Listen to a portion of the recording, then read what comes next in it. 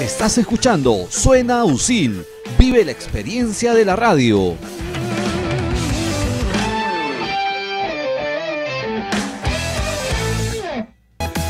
Hola amigos, ¿cómo están? Los saluda Luis Miguel Paulet y a mi lado tengo a Giancarlo Tafur. Si no saben quiénes somos nosotros, les comentamos que somos dos leyendas en esta facultad. Acá el señor Giancarlo ha sido profesor de esta universidad, ha sido exalumno y hemos compartido clase con él. Es más, tenemos grandes historias, pero hoy día pues Giancarlo va a contarnos un poquito acerca de su experiencia en la radio y cómo le ha servido para ir más adelante, ¿no? Giancarlo, cuéntame, ¿cómo estás? Bueno, muy buenas tardes, gracias en primer lugar a ti, Chicho. Para los que no lo conocen, Luis Miguel Paulet es conocido como Chicho Paulet. Con cariño, con cariño. Agradecer a Pedro Arévalo, a Juan Carlos Guerrero y a toda la facultad, ¿no? A toda la carrera, a Úrsula, a Sandrita, a Pedro, al profesor Ricardo, por estos 20 años, felicitarlos. Y también agradecer por recordarme un poco y traerme después de casi un poco más o poco menos de un año a esta cabina que le tengo tanto cariño, ¿no? O sea, para mí regresar ha sido un poquito nostálgico. Justo estábamos conversando eso antes justo de salir al aire, ¿no? Que lo importante que fue para ti la radio y cómo te ha servido, ¿no? O en este caso, pues, ¿cómo al final, vamos a empezar con una pregunta puntual, ¿no? ¿Cómo llegaste a tener tu programa de radio? Porque Giancarlo tenía un programa de radio y era uno de los que más escuchaba, ¿sí? Hay que ser honesto, las cosas como son. Bueno, toda la historia empieza desde siempre, o sea, a mí siempre la radio me ha llamado la atención desde casa, ¿no? Quiero aprovechar que mi hermano Rainer me está escuchando. Él, por ejemplo, siempre escuchaba la radio de noche, o sea, escuchaba RPP. Había un programa llamado De la Noche a la Mañana que siempre lo escuchaba, o también escuchaba a Pedro Arévalo en los tiempos de Radio Miraflores. Entonces, yo lo estoy escuchando ahora que está en una radio importante. Entonces yo empecé a captar mucho, o sea, empecé a crear mi lenguaje a partir de lo que escuchaba. Entonces, una decisión que yo tomé después del colegio era estudiar comunicaciones. ¿Por qué? Porque me gustaba muchísimo el mundo de la radio. A través del sonido uno puede crear muchísimas cosas que a veces lo audio o lo visual no lo permite, ¿no? Entonces, yo estaba fascinado por llevar el curso de radio. Es más, yo me colaba por ahí que me sacaban de la cabina. Pero llevé el curso, me fue muy bien, creo yo. Eso es verdad. Sí. Me gustó muchísimo, entonces me invitó Pedro y Juan Carlos a sumarme a Frecuencia USIL. En ese tiempo, me acuerdo que el programa se llamaba Un Día Más, que la pasé muy muy bien, aprendí muchísimo. A mí la radio me llevó a un lugar muy importante, que es a descubrir la línea de investigación que he llevado mucho tiempo en mi vida profesional. Ahora es verdad, investigo menos, claro, pero la radio siempre ha copado un lugar muy importante para mí. Ahora, comprender también los cambios de la radio actual, ¿no? Ahora hablamos de podcast, hablamos hasta de audioblogs. ¿Qué es eso que está de moda últimamente? Que está de moda, ¿no? La grabación de audiolibros. Entonces estamos en un mundo que ha cambiado muchísimo. Y para mí como profesional de la comunicación, bueno, ahora un poquito alejado de la comunicación, creo yo, porque ahora veo temas mucho más sociales. Creo que el componente de la comunicación permite desarrollar las habilidades sociales en muchas personas. No, un comunicador puede desenvolverse en cualquier área en la que lo pongas, eso es 100% real. Pero por ejemplo, justo ahora que mencionas que estás dedicándote más a lo que es ayuda social, trabajo con comunidades, recuerdo una vez que fuimos, yo por un trabajo de investigación de análisis, no me acuerdo qué curso era, y tú fuiste por un trabajo que estabas haciendo en la comunidad de Cantagallo. Y muchos no saben esto, ¿no? Pero Giancarlo fue un precursor en iniciar una radio con los habitantes de la ciudad shipiba de Cantagallo, acá en Lima.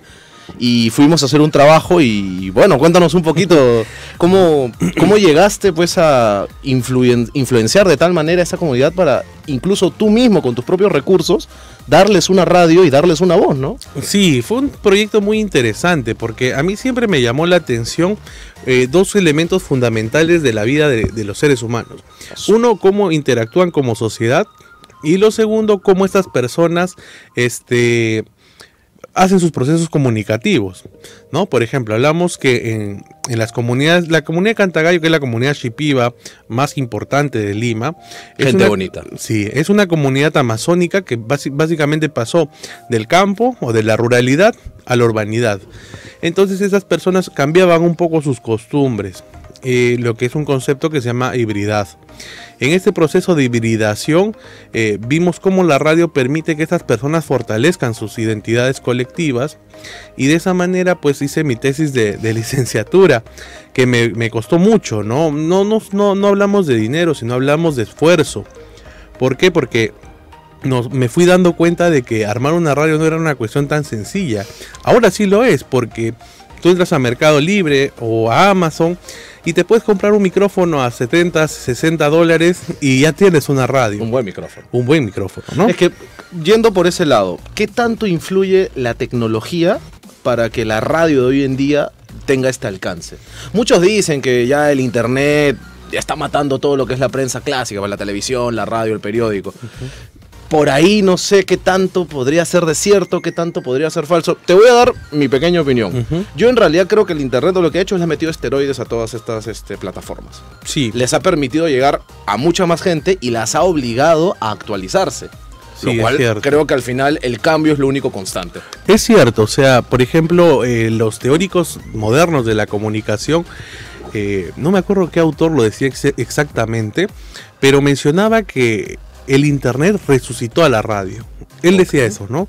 La radio estaba perdiendo sintonía, o sea, seamos sinceros, la gente solo escucha radio en el camino. Es más, un desastre. Un iPhone no tiene radio, ¿no? Pero la gente, el internet ha permitido que la radio ingrese de otra manera. A través, hay también una pequeña definición, muchas personas no creen que hablar de radio en internet o del podcast, ¿no? O sea, son discusiones teóricas, pero que nos llevan a pensar que la radio se ha potenciado a partir del internet. Mira el caso 20 años de Frecuencia USIL. Cuando yo ingresé a Frecuencia USIL, ese fue el último año que estuvimos en FM. Y la apuesta que hizo la universidad fue pasar al internet. Estamos hablando más o menos del año 2011, 2012, ¿ya? Entonces, para muchos era una jugada muy arriesgada. Muchísimo, hasta creo que con Pedro discutíamos de eso, ¿no? ¿Cuál va a ser realmente el impacto de la radio en el internet? Y creo que ahora esto es el momento de celebrarlo, 20 años, ¿no? Exacto. Felicitar a Frecuencia USIL porque 20 años así no se cumplen. Ahí un abrazo para todo el equipo que está atrás de nosotros, ¿no? O sea, no es por pasarle la franela, como dicen, pero a lo que voy es cómo podemos ver casos ejemplares de la radio universitaria en espacios del internet han mantenido y con programas de calidad, ¿no? O sea, estamos hablando de transmisiones de calidad y no solo a nivel de la infraestructura, que también es bastante avanzada, sino también la calidad de los conductores. Mencionaste la infraestructura. Me quiero detener ahí un ratito porque vamos a comentar esto, ¿no? Mira, Giancarlo y yo somos exalumnos de la universidad, felices exalumnos de la universidad, un poquito así de cherry. Y nosotros, bueno, yo ingresé en el 2007 y tú ingresaste en el 2008. 2007-2. 2007-2. Ah, ahí nomás que yo, qué chévere. Claro, Giancarlo y yo hemos llevado varios cursos juntos, le hemos pasado bien. Sin embargo, también hemos visto cómo ha ido evolucionando la radio en lo que es la infraestructura. Yo me acuerdo cuando ingresé a la universidad, que no tenía todos los edificios que tiene hoy en día, la radio, la cabina de radio estaba al costadito de la puerta principal de la universidad. Claro. Y era un espacio pues chiquito, pero que cumplía la función, ¿no? Entonces, de ahí vimos cómo se fue cambiando a diferentes lugares y ahora para terminar aquí en este set de radio que está bastante completito. Sí, ¿no? mira, justamente sobre eso, ¿no? Y creo que quien es testigo importante de ese momento es Pedro Arévalo, claro, ¿no? Pedrito Arévalo, que empezó desde al costado de la puerta principal, claro, luego al salón del segundo piso de la mano derecha del pabellón A. Al costado de revelación de fotos. Se revelaban fotos. Claro. Y ahora miren esta cabina que no tiene nada que envidiarle a una cabina profesional. Y otros nos tienen que envidiar. Sí, pero envidia sana. Pero ponemos la valla alta para que la gente siga pasando. Pero más allá de eso, es un lugar que particularmente yo le tengo muchísimo cariño, porque yo he estado como jefe de práctica poco más de 7 años. Entonces, para mí eso ha sido como que muy revelador, muy importante. Y veo que la formación de los chicos cada vez es más fuerte, y eso es bueno.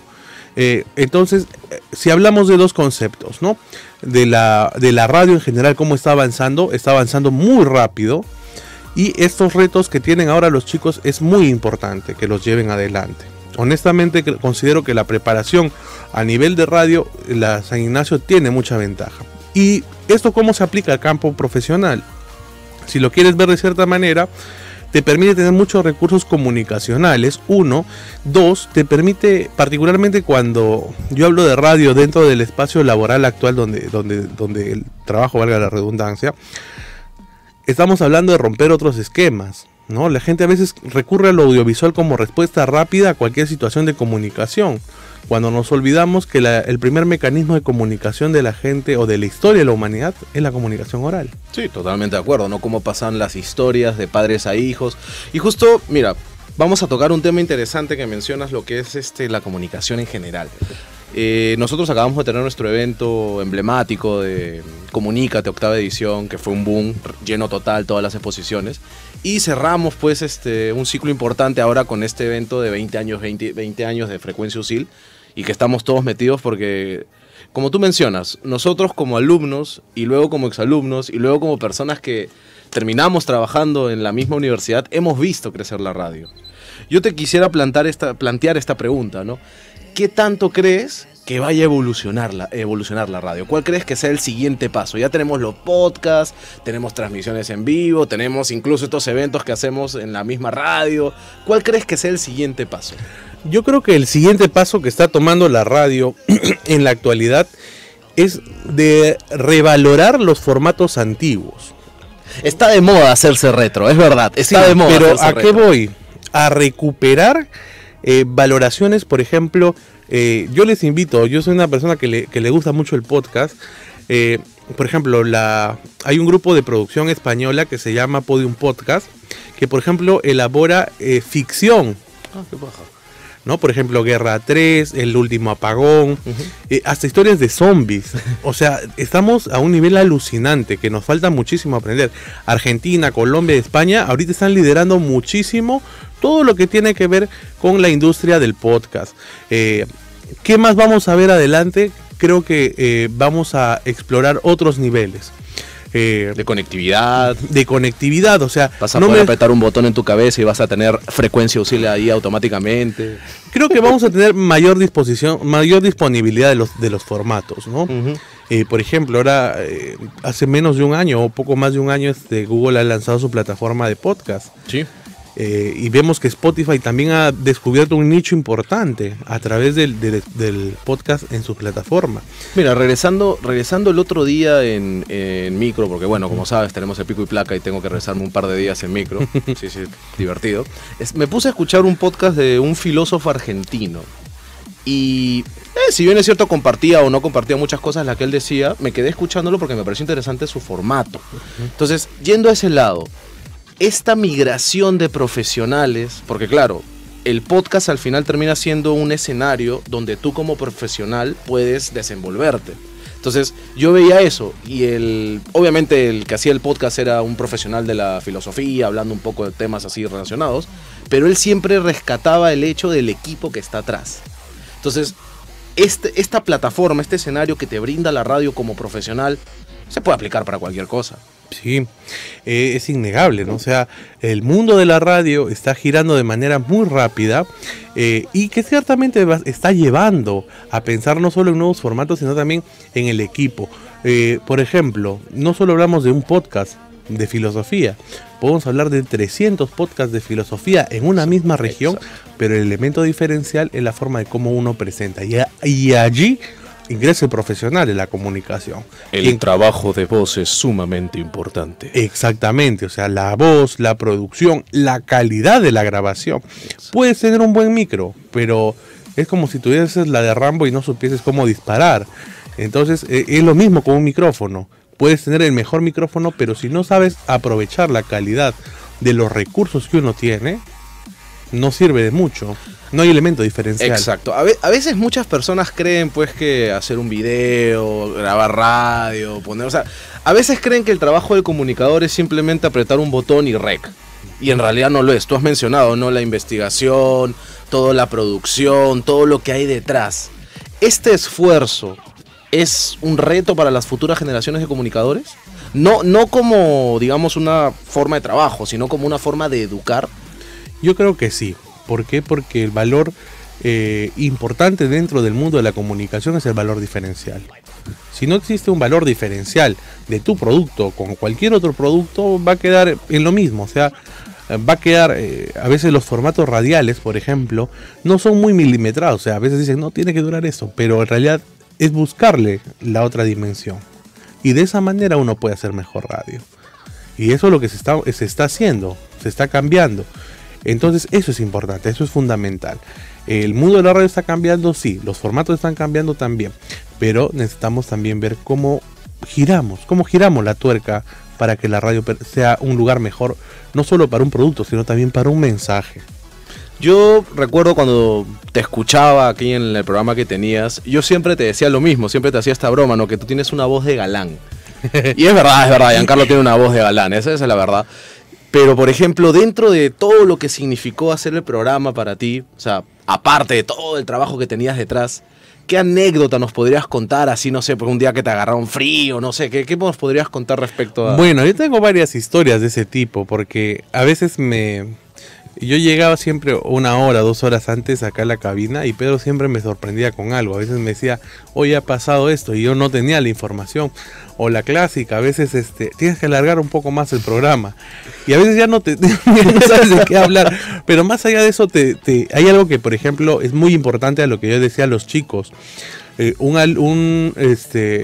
Un locutor de radio tiene que tener la capacidad de saber improvisar. Obvio, por supuesto que sí. Obviamente, y rescato algo en lo que decía el profesor Ricardo Ramos, ¿no?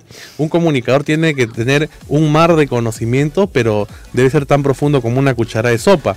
Y eso creo que es el mensaje, ¿no? O sea, tampoco te estoy diciendo que te inventes lo que vas a decir, pero por lo menos tener nociones para poder desarrollarlas. ¿Y qué te da también la radio? A diferencia, no sé, del audiovisual, ¿no? Es que tú como persona creces mucho en léxico. 1, sí. 2, creces mucho en tu capacidad discursiva.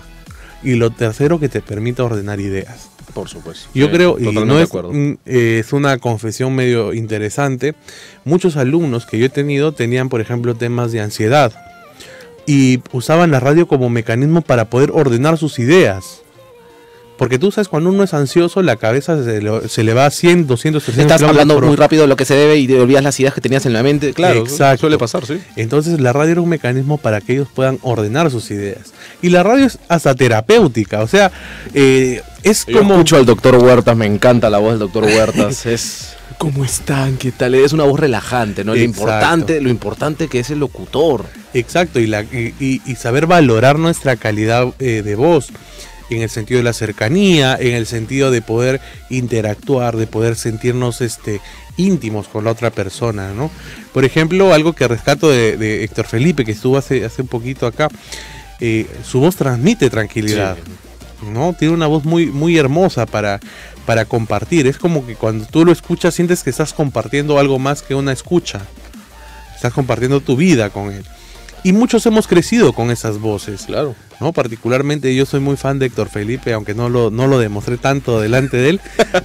Pero no es necesario pedir un selfie para demostrar el cariño a una persona. Pero, por ejemplo, su voz nos acompaña, ¿no? O sea, tú al verlo sientes que tú has crecido con él. Y eso es importante en la radio. Claro. La voz, no solo... hay algo que decía Miguel Humberto Aguirre en una de sus conferencias. Decía que muchas veces la voz puede ser la diferencia entre el orden y el caos. Y eso es algo que debemos tener muy presente, ¿no? Tú puedes hacer tranquilizar a una persona como mandarlo al campo de la desesperación. Sí, totalmente. Bueno, recordamos casos puntuales históricos como la Guerra de los Mundos de Orson Welles. O sea, sí. Literalmente la gente sacó sus pistolas y disparó al aire. O sea, esa influencia de la radio, yo creo que todavía no se ha perdido. No se ha perdido. Por ejemplo, un dato más cercano. Eduardo Lindo Collante, reportero de RPP, conducía exactamente el 15 de agosto del 2007 el noticiero de las 6 de la tarde y empezó el terremoto de Ica. Y la tranquilidad que él tuvo para manejar la situación hizo que probablemente se salvaran muchas vidas. O sea, estamos extrapolando demasiado. Exacto, por supuesto. Pero pensemos en la profundidad de la radio. La radio no solo para mí ha sido una gran experiencia que me ha llevado también a replantear muchas cosas de mi propia vida, sino también nos lleva a pensar de que la radio siempre va a estar con nosotros. La radio va a ser ese, como decía un famoso poeta, es esa cajita pequeña que siempre nos va a acompañar, ya sea del puerto al bote y del bote al puerto, pero nos va a seguir acompañando. Totalmente de acuerdo, Giancarlo. Bueno, en realidad podríamos estar conversando horas, sí. Porque, bueno, aparte de todo lo que les hemos dicho, pues Giancarlo y yo tenemos una amistad muy simpática, nos llevamos muy bien, la pasamos genial, y la verdad es que si nos dan un programa de radio acá, si Pedrito nos da un programa de radio, no paramos nunca.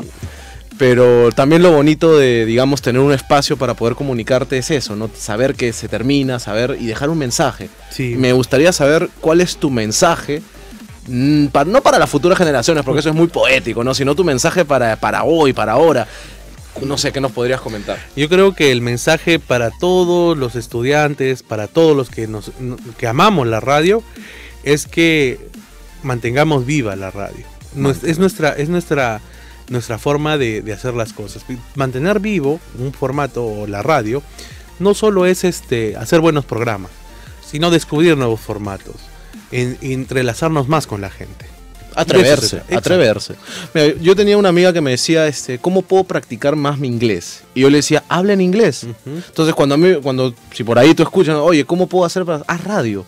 Libérate de todo lo que tú creas que te pueda atar y haz un programa de radio, haz un podcast, incluso júntate con un amigo, pon tu celular a grabar y súbelo con una imagen de ellos. O sea, ahí ya estás haciendo radio. Es eso, ¿no? Hacemos radio en cualquier sentido, en cualquier momento, y de esa manera creo que vamos no solo a celebrar 20 años de Frecuencia USIL, sino 30, 40 y todos los que tengan que seguir. Y todos los que tengan que seguir, esa es la frase final. Giancarlo, nada, felicidades, estoy muy contento de que estés acá, la verdad creo que esta media horita que nos han regalado, todos estamos contentos. Gracias, Pedrito. Nada, y solo para terminar, un gran abrazo a Pedro Arévalo, a Juan Carlos Guerrero, a todo el equipo de Frecuencia USIL, también a los que he compartido mi tiempo como docente, a la profesora Liliana, a la profesora Eliana, y a todos los que me han dado la oportunidad. Un gran abrazo a todos y que esta celebración de 20 años sean 25, 30 y todos los que tengan que venir. Muchas gracias. Muchas gracias, Giancarlo. Entonces con nosotros será hasta una próxima oportunidad que nos querramos juntar y podemos ponernos a hablar.